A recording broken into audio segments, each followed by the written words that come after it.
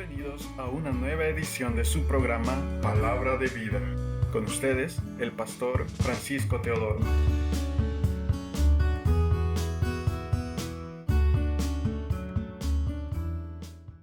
Vamos a tener la lectura del versículo 7 al versículo 20. El tema de esta mañana es Cristo es nuestra Pascua. Cristo es nuestra Pascua. Hoy el propósito del mensaje es que entendamos lo que significa la Pascua y cómo esto impacta la vida de cada una de las personas. Este es el propósito, es entenderlo a través de las Sagradas Escrituras. ¿Qué es la Pascua? Y leemos Lucas capítulo 22 del versículo 7 en adelante.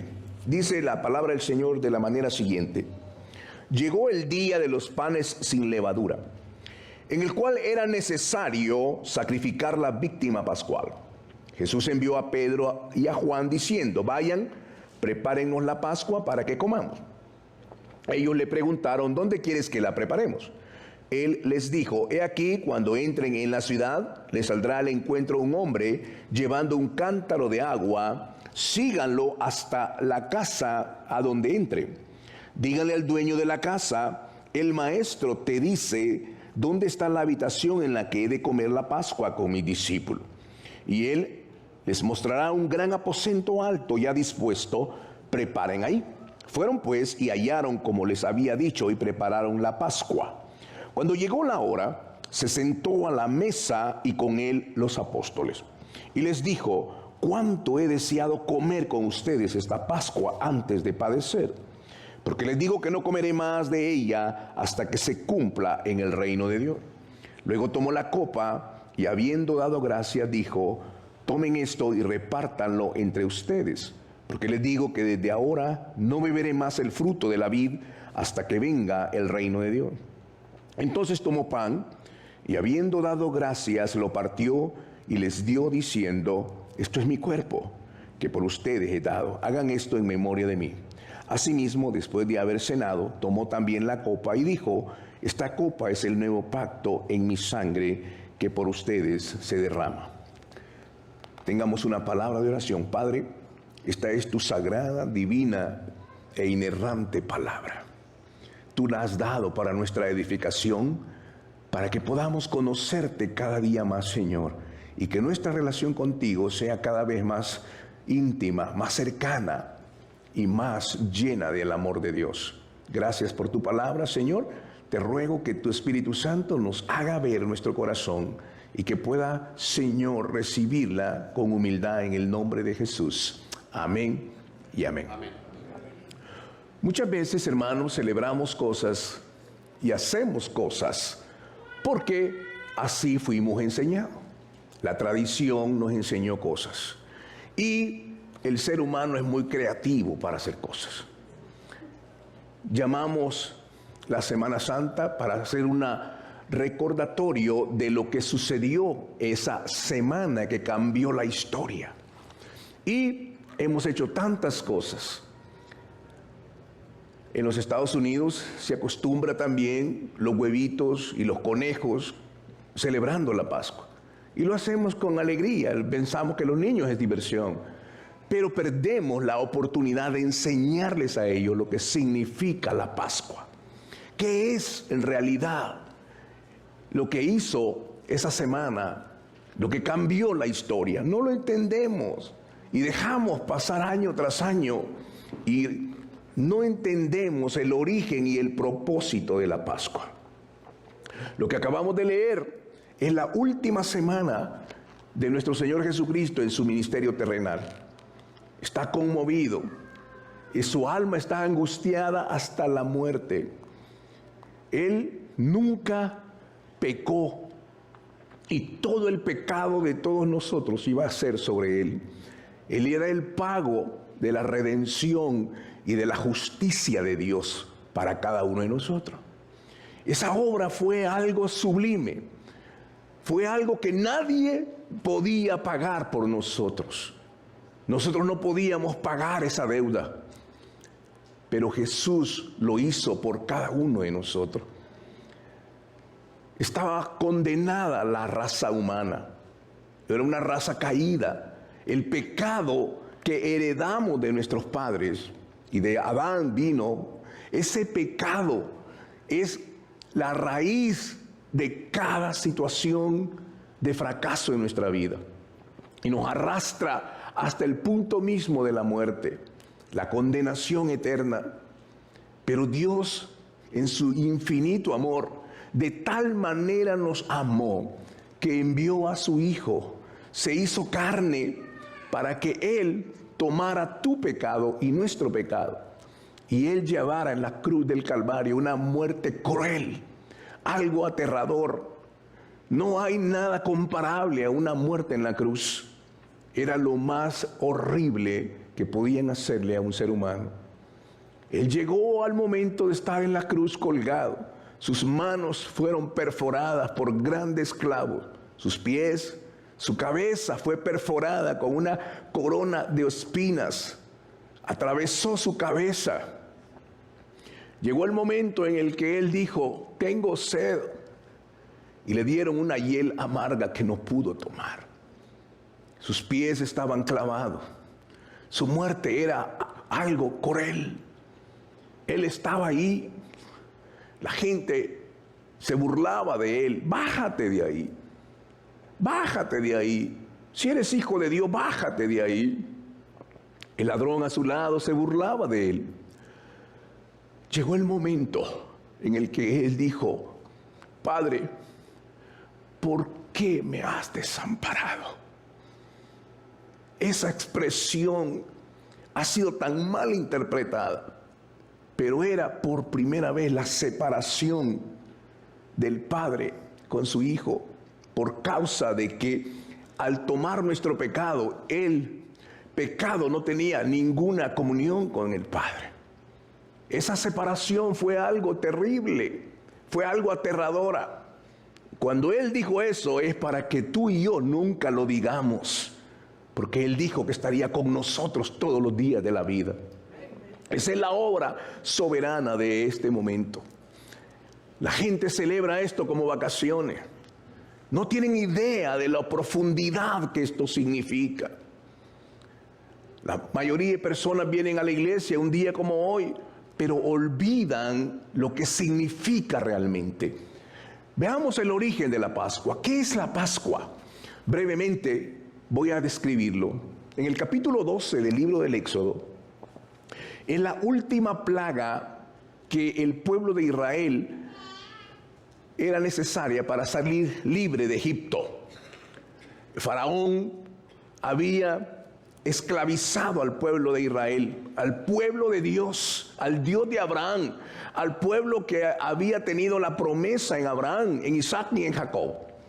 Ahora estaban sometidos bajo la esclavitud de Israel, de Egipto. El faraón era algo cruel con ellos. Finalmente clamaron a Dios y Dios, en respuesta al clamor, vino sobre ellos. Su amor es infinito. La última plaga era la muerte de los primogénitos. Esto fue algo tremendo. Dios le dio instrucciones a Moisés y le dijo claramente, van a tener un cordero sin defecto. Un cordero que van a matarlo, lo van a sacrificar y lo van a cocinar, lo van a comer todo lo que puedan con su familia. Van a derramar su sangre en un recipiente. Eso se conoce como la sangre derramada. En esa misma sangre van a tomar un hisopo, que era un pequeño pedazo de tela en una estaca, y la mojaban ahí. La misma sangre la ponían en los dinteles y en las puertas. El propósito es que esa sangre, la misma sangre, era la sangre rociada. Es decir, que la sangre de ese cordero tenía dos funciones. La primera es la sangre derramada, que era el tipo de la sangre que Cristo iba a derramar en la cruz del Calvario. La salvación. Y la segunda función de la misma sangre es la protección de nuestros hijos, la protección de nuestra familia. Esa sangre se llama la sangre rociada. En ese momento no había sacerdocio, era el padre de familia. El papá es la autoridad espiritual asignada por Dios para sus hijos. Nadie sobre sus hijos es la autoridad espiritual como sus padres. Es decir, no porque sea buen cristiano, no, es porque Dios ha establecido ese orden en la familia. El padre ha sido asignado para que él sea la autoridad espiritual de sus hijos. Esa sangre que estaba en ese recipiente, era el padre el que tomaba ese hisopo y lo ponía en la puerta. ¿Cuál era la función? Bueno, venía el juicio de Dios. El ángel venía con instrucciones de destruir y matar todo primogénito. Era el juicio. Y ese ángel no podía atravesar la sangre. Aquella puerta de aquella casa humilde que tenía la sangre, el ángel de la muerte no podía pasar ahí. Esa misma sangre protegía al hijo que estaba primogénito. Era la promesa de Dios. Hoy en día los padres no saben qué es eso. Y ven a sus hijos sufrir. Ven que el ángel de la muerte los agarra y los mete en las drogas, los mete en cualquier situación. Y el padre de familia lo que hace es enojarse y reaccionar con violencia. Porque no tiene el conocimiento bíblico. El padre de familia es el sacerdote espiritual de esa casa. Y Dios lo usa a él para ponerlo en esa sangre. Y pone esa sangre. Eso fue cuando la última plaga era necesaria para que el pueblo de Israel saliera a la libertad de toda su esclavitud. Y era el camino a la tierra prometida. Tenían que pasar por el desierto para conocer a Cristo, conocer a Dios. Eso era. Cuando Jesús viene a la tierra, la iglesia o lo que se conocía como la religión judía, hacían cualquier otra cosa menos adorar a Dios. Tenían una vida totalmente diferente. Por fuera eran vestiduras blancas, pero por dentro su corazón estaba lleno de iniquidad y esclavizaban al pueblo. Era algo terrible. Jesús vino, lo primero que hizo fue volcar las mesas. Han convertido la casa de Dios en una cueva de ladrones. La casa de Dios, dijo, es casa de oración, no es un mercado. Y es lo que hoy vemos en muchas iglesias.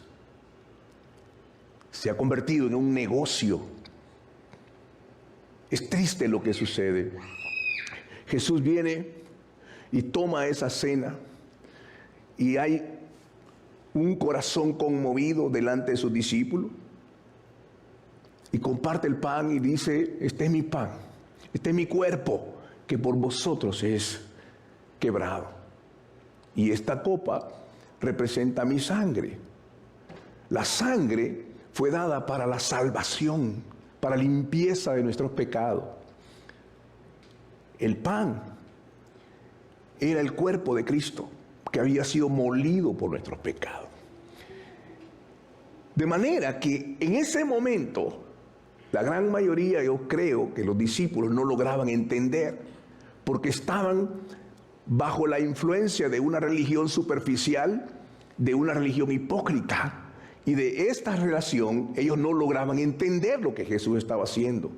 Tanto que al final lavó los pies de sus discípulos. Con sencillez de corazón, Jesús se puso una toalla y lavó los pies de los discípulos.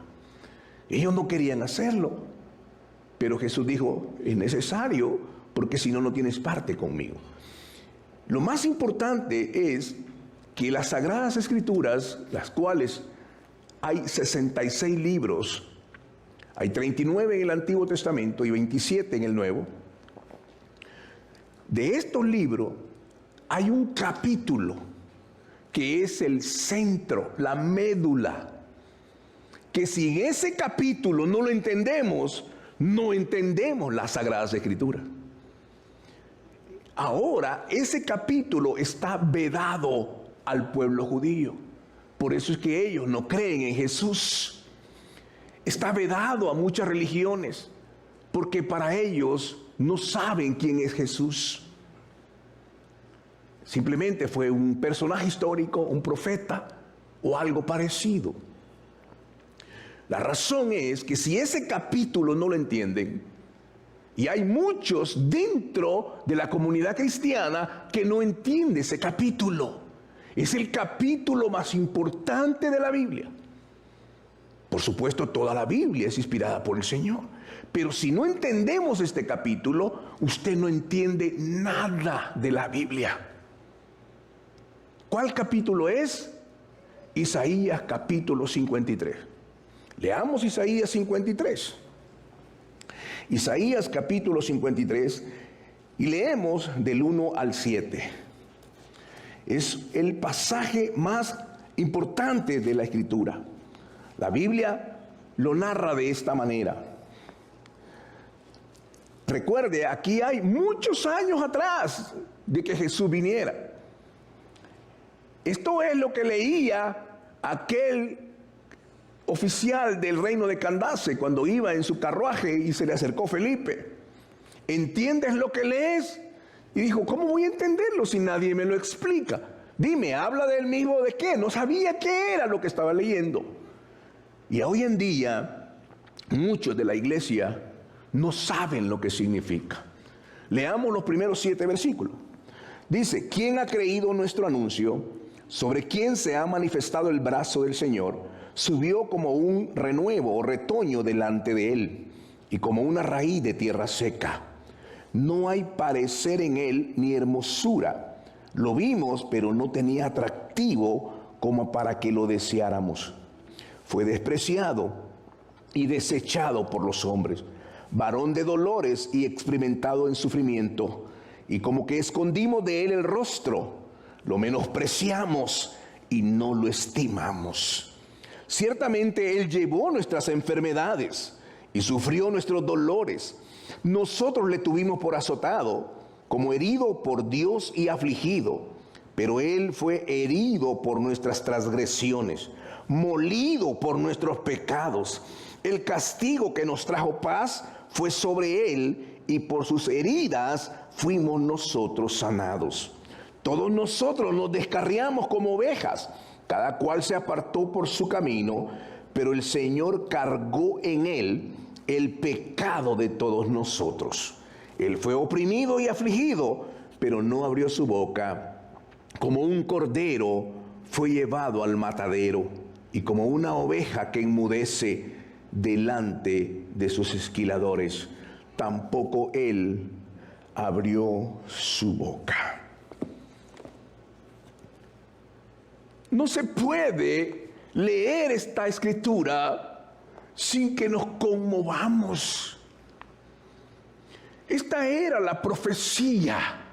Esto era lo que ellos debían esperar. Era el Cordero de Dios que quita el pecado del mundo. Todos los sacrificios, los miles de sacrificios que hubo en el Antiguo Testamento, simbolizaban una sola cosa: un cordero. Cuando Jesús vino y vio el templo que estaban haciendo un mercado, ¿saben lo que significaba? Ya no era lo que hacían antes. ¿Qué hacían antes en el Antiguo Testamento? Bueno, cada padre de familia tenía la responsabilidad, porque había una celebración una vez al año. Era la salida de Israel, se llamaba la Pascua.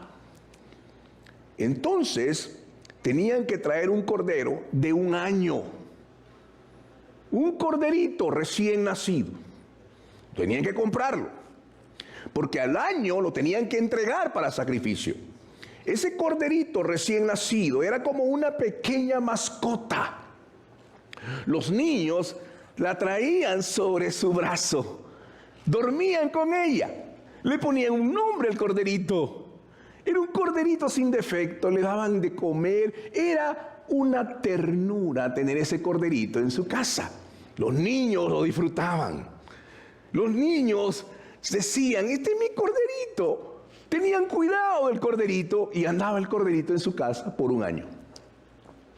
Al final del año tenían que ir a Jerusalén. Y traían el corderito y venían, vamos a Jerusalén de paseo, vamos a celebrar la Pascua. Y venía toda la familia feliz.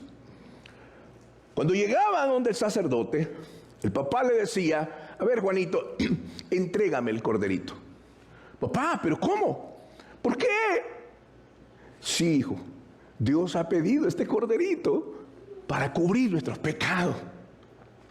Entrégamelo. No, papá, ¿por qué? Y empezaba a llorar aquel niño.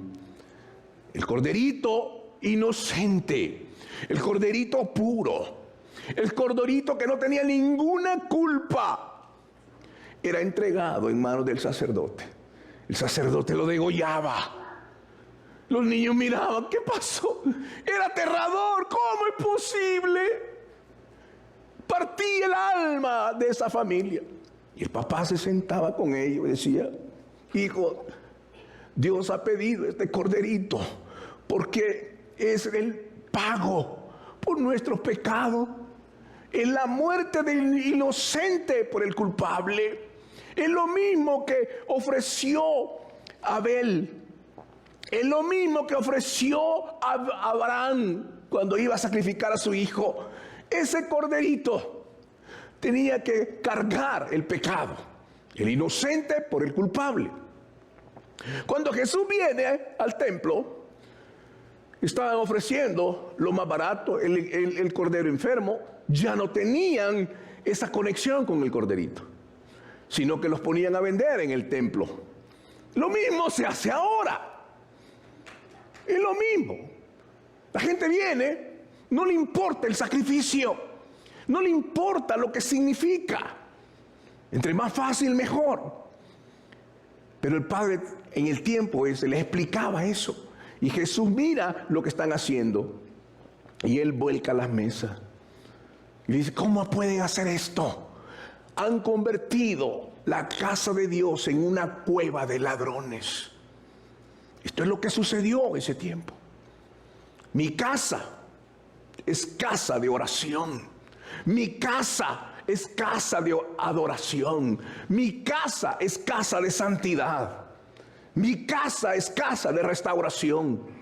Mi casa es casa de la vida de Dios. De eso era. Era la misericordia, el amor de Dios. Pero lo habíamos pervertido.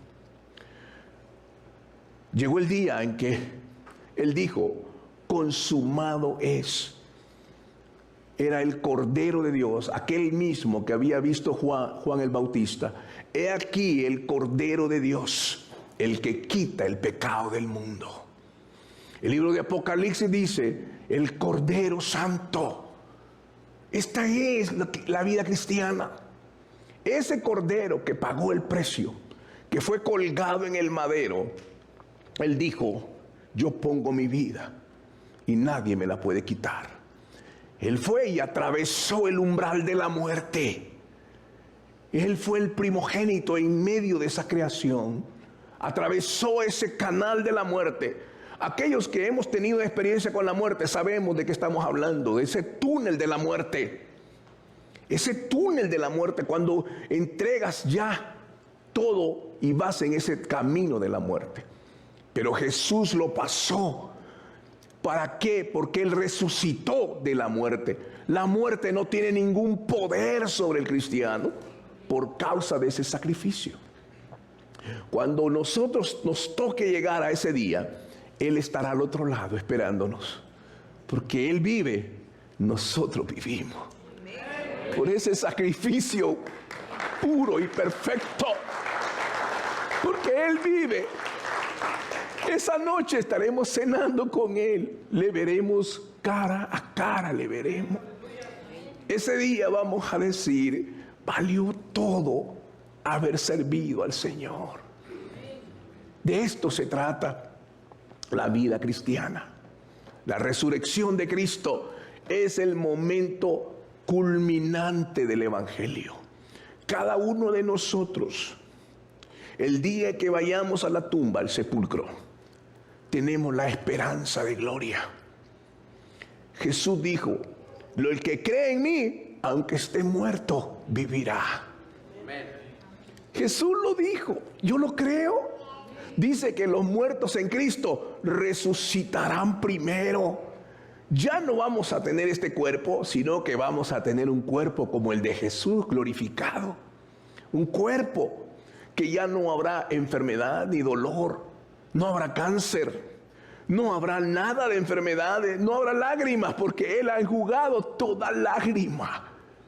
Este es el Evangelio de Jesucristo. Esa obra fue sublime, fue perfecta. No hay nada sobre la tierra. Cada religión que tenga un líder, ahí está su polvo y su hueso.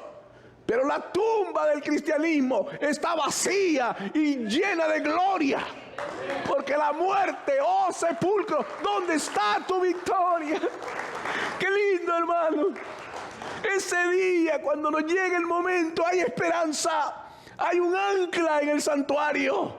Yo me imagino ese día, hermano. Oh, yo hice una promesa hace muchos años. Hice una promesa a Dios. Le dije, Dios, soy inmerecedor de todo lo que me has dado. Pero si hay algo que yo te pido, el último aire, la última exhalación de mi vida, yo voy a hacerlo para el Cordero Santo. Aleluya. Yo voy a adorarte, Señor. No sé dónde me va a tocar, pero de cierto, Señor, te pido que mi último aire sea para ti. Porque yo creo, hermano, que ese día solo va a ser medio un estirón de pata. Y ahí vamos a estar con el Señor. Ahí vamos a estar de nuevo. Ese es el gran milagro de la resurrección de Cristo. Si ese evento no hubiera sucedido, seríamos dignos de lástima. Nuestra fe sería totalmente inútil. Nuestra predicación sería inútil. Ningún poder habría en nosotros. Pero esa sublime obra de la resurrección es el fundamento de nuestra vida cristiana. Ahora, la pregunta es esta, hermano mío. Si Cristo ha resucitado, ¿ha impactado tu vida? ¿O solamente es historia de Semana Santa? Si Cristo ha resucitado y tienes una convicción plena, ¿ha cambiado tu relación con tu esposa? ¿Ha cambiado? ¿Ha impactado tu relación con tus hijos? ¿Sirves a un Cristo vivo? ¿Hay esperanza en ti? ¿Caminas con ese impacto de la resurrección de Cristo? Si vas conduciendo en tu vehículo, ¿sabes que Cristo va contigo? Él dijo que estaría con nosotros y en nosotros. Amén. Él habita en medio nuestro. Él está aquí ahora. Está con nosotros. Él dice, ¿te falta sabiduría? Pídela a mí. ¿Sabe que el nombre que Dios se le reveló a Moisés? Dime cómo te llamas, Señor. Le dijo Moisés. Yo soy el que soy. Yo soy el eterno. Yo soy el que seré. Eso dice en el hebreo. El eterno. Dime qué tú necesitas. Yo soy. ¿Necesitas sanidad? Yo soy tu sanador, Jehová Rafa. ¿Necesitas provisión? Yo soy Jehová Jireh. ¿Necesitas paz? Yo soy Jehová Shalom. ¿Qué necesitas? Es lo que Él es. ¿Qué necesitas? Necesito restauración en mi hogar. Él es restauración. Necesitas que Dios sane a tu hijo. Él es tu sanador. ¿Dónde está el problema? Que sin fe es imposible agradar. Él necesita que nosotros nos acerquemos por medio de la fe y honremos su nombre. Esto es lo que significa la resurrección. Es una vida en Cristo que impacta tu vida, cambia tu corazón, transforma tu ser. De esto es lo que habla la Biblia. Cristo es nuestra Pascua. 1 Corintios 5, 7 y 8 dice: Cristo es nuestra Pascua. Esto es lo que significa. Cristo es todo para nosotros. Hebreos 10, 19 al 23 dice: acerquémonos confiadamente ante el trono de Dios por la sangre de Jesucristo. Celebremos la Pascua con mucha reverencia y vamos a participar de la cena del Señor ahora. Jesús lo dejó como un recordatorio. Dijo que lo hiciéramos todas las veces para recordar su muerte y su sacrificio. De manera que podemos hacerlo hoy confiadamente. Acérquese con Él. Si usted dice: ay, pastor, estoy en pecado, hermano mío, reconcíliese con el Señor. Si usted dice: yo no quiero tomar la cena porque no estoy bien con el Señor, ¿hay alguno que esté bien? Todos necesitamos de su gracia cada día y cada momento. Jesús dijo: el que esté libre de pecado, lance la primera piedra. Estamos aquí porque lo necesitamos a Él.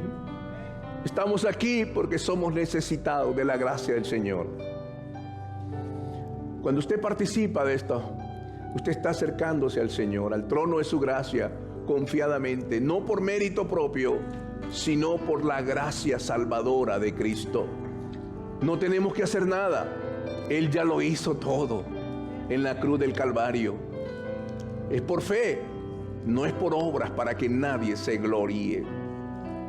La palabra del Señor establecida dijo así: porque yo recibí del Señor la enseñanza que también les he transmitido, que el Señor Jesús, la noche en que fue entregado, tomó pan, y habiendo dado gracias, lo partió y dijo: tomen, coman, esto es mi cuerpo que por ustedes es partido.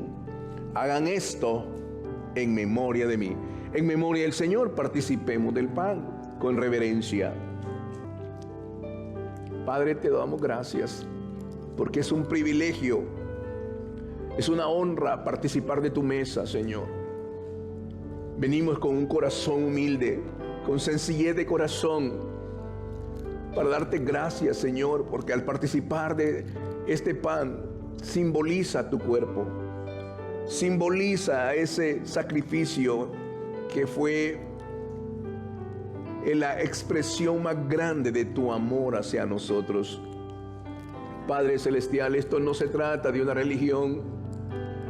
Esto se trata, Señor, de tu amor infinito. No es una tradición. Es la obra majestuosa de tu obra en el Calvario, Señor.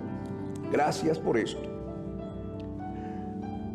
Continuó diciendo el Señor: asimismo, tomó también la copa después de haber cenado y dijo: esta copa es el nuevo pacto en mi sangre. Hagan esto todas las veces que la bebieres en memoria de mí. Así pues, todas las veces que coman este pan y beban esta copa, anuncian la muerte del Señor hasta que Él venga. Participemos de la copa. Gracias, Señor, por darnos esta oportunidad. Señor, tus brazos están abiertos para el pecador. Tus brazos están extendidos para que tú extiendas, Señor, tu amor y tu gracia a cada uno.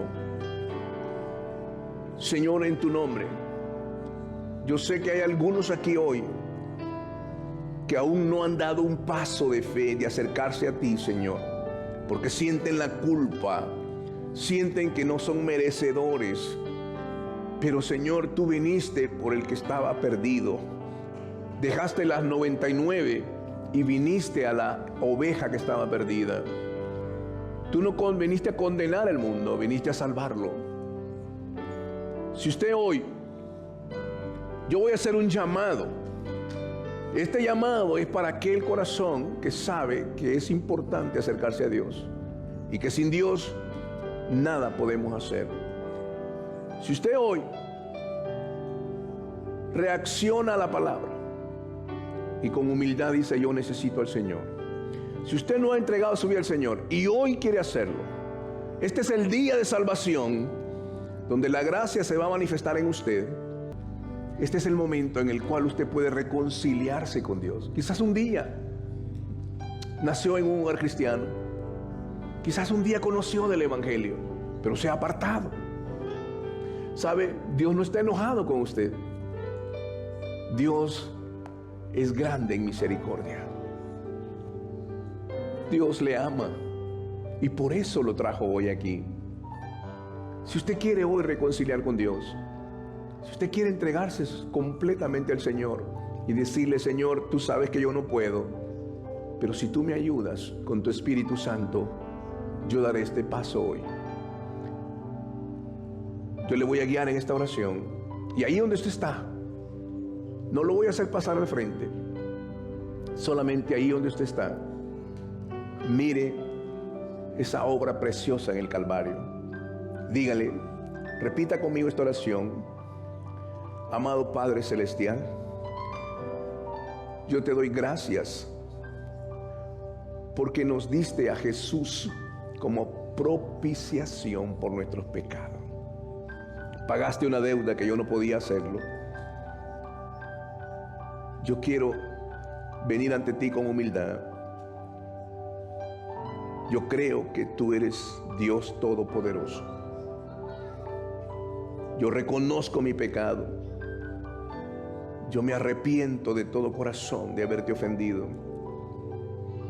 Te ruego, Señor, que me perdones cada uno de mis pecados, que cambies mi vida, que transformes, Señor, mi corazón. Yo no puedo hacerlo, pero yo creo que tú lo puedes hacer, Señor. Ayúdame para que un día yo me presente delante de ti sin nada de qué avergonzarme. Te ruego que tu Espíritu Santo venga a mí y que instruya mi corazón y me enseñe tu palabra. Todo esto te lo pido en el nombre sagrado de Jesús de Nazaret. Amén y amén. Que la paz y la bendición del Dios Todopoderoso sea con cada uno de ustedes. Amén y amén. Que Dios les guarde, mis amados hermanos. Les bendigo en el nombre de Jesús. Hemos llegado al final de su programa Palabra de Vida. Le invitamos a mantenerse en sintonía de nuestra próxima edición. Asimismo, le invitamos a interactuar con nosotros en nuestra página de Facebook Palabra de Vida y en el canal de YouTube del Pastor Francisco Teodoro. Que Dios les bendiga.